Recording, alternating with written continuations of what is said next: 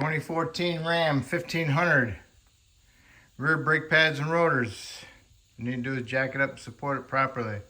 Remove rear tires, 22 millimeter for lug nuts. Sometimes they swell up and use a 23. Alright, so you need to get the caliper off. It's held on by two slide pin bolts, and they are 10 millimeter heads, one here and one down here. Remove those. All right. Next, get yourself a decent screwdriver, and you see how there's a tab right here. So you can't pry this end off. You have to pry this end off. All right. So what you need to do is be on the safe side and go ahead and push them pistons in a little bit. So what you want to do is get a screwdriver in there. You want to pry against that caliper a little bit to push that piston in. So I'm pushing down on it, and I'm bringing that caliper towards me. So it gives me a little bit of gap between the piston and the pad. Take my screwdriver in there, lift it up, and I can go ahead and pull my caliper off. All right, because it has to get unstuck from behind here. Now I did that, now I can go ahead and remove it. Okay, it's got plastic pistons, so you don't want to chip the piston if there is a nub back here, which is pretty rough on the back side. I'll show you what I'm talking about, a chipped piston, in a second. Then you need to remove the caliper bracket. Caliper bracket is a 21 or a 13/16. There's two bolts, one here and one there. There's the caliper bracket bolts. There's the caliper bracket. Here's the pad. Pretty rough back there. If it had a tab, it rusted away. But here's my caliper.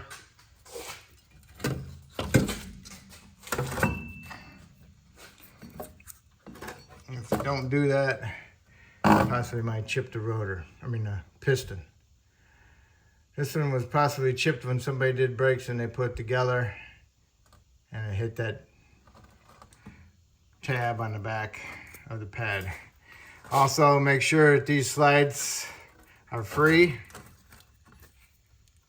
What you might want to do is stick a little screwdriver in there and lift it up and put some lube inside there and work them back and forth. You know, do it on this side and this side. Make sure they're free. You want to push your piston back in on your caliper. Make sure this line is not pinched or anything. And if they're really hard to push back in, then you got to figure out if it's the caliper or is a restriction in my brake line going back together. Trying to push the fluid in. If it's stiff to push in, then what you need to do is you can loosen up your bleeder and you can push the piston in. If the piston goes in with the bleeder loose, then most likely you got a restriction in your hose. Because they get swelled up right here and right here at the crimps. So, all right, so much for that. Remove your rotor. Inspect your rear brakes for your parking brakes. Nice.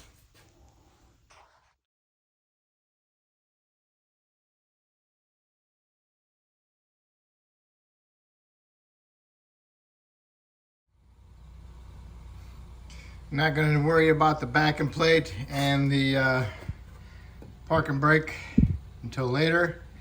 It has to be ordered anyway, so I give them time to think about it. So now we're going to skip right back onto assembly. And this is the axle. It needs to be cleaned up. Remove all the high spots, little chunks that are on there. Has to have a nice smooth surface so that rotor can turn, freely without having any wobble. If you get any kind of wobble because of a high spot, then that'll transfer into your caliper and then transfer into the brake fluid, which returns to your brake pedal, give you a pulsation. So make sure your axles are clean or your hubs are clean. Axles cleaned up.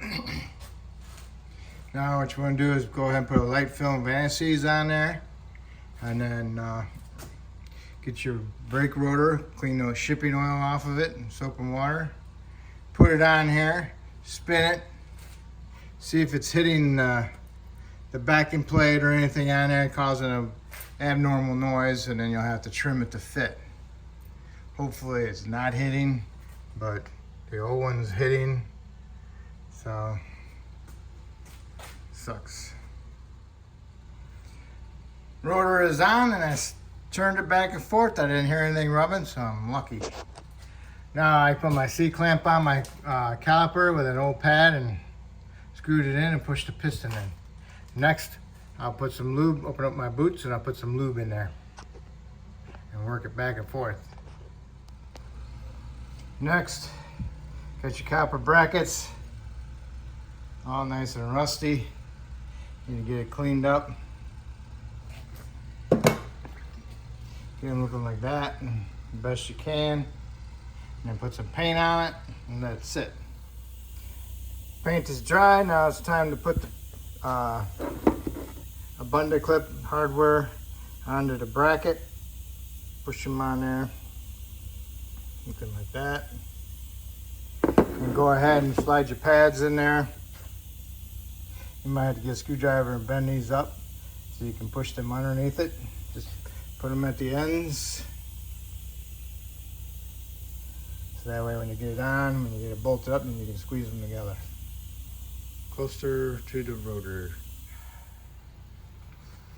Okay, get your bracket on there. Torque those two bolts to 120 foot-pounds.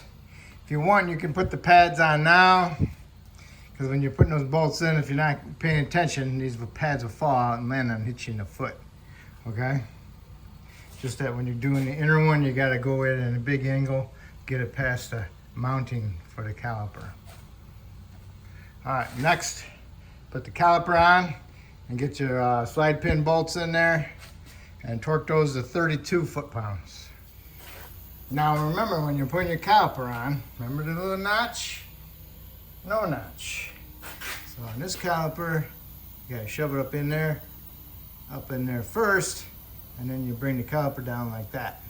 As you're bringing it up, make sure the slide is all the way in. You can clear the caliper. And the same thing with the bottom slide. Make sure it's all the way in so you can clear it. And you can get that flush in there and then hold it, because it's going to be spring activated, because that spring that was on here on the hardware pushing on the caliper. So hold the caliper in, put your bolts in, get them started with your fingers, the slide pin bolts, and then go ahead, snug them up, and then torque them to 32 foot-pounds. And make sure your line is not twisted, and make sure your ABS wire is out of the way and is not pinched. Okay? So this side is done, so now I can go do the other side. And on the other side, this caliper, I'm pretty sure, starts in the bottom and goes like that. Okay? So after you got both sides done, go ahead, put your tires back on, torque the lug nuts to 140 foot-pounds, lower it down to the ground, go inside the cab, start it up, push the pedal to the floor a couple times, make sure you got a decent pedal, make sure that all the fluid is in the back, pushing against those pistons and pushing against those pads, so you'll have a decent firm pedal. Make sure you do that before you put in drive reverse, because otherwise you won't have any brakes until you do pump it up. Okay? And after that, go ahead and double check the fluid in the brake reservoir and top it off as necessary. And that will complete your rear brakes, and hopefully I helped you out, and if I did, you can help me out by subscribing to me, and I appreciate it. Just something to look out for when you're doing these trucks. This bushing right here starting to separate. Same thing on the other side. And the customer does have a complaint. He feels like the back end is shifting back and forth. So who knows? And who knows? The rear shocks are leaking also. That's no good either. So if you have that problem, you need to replace all four of your control arms and the right left link. and shocks. Good luck.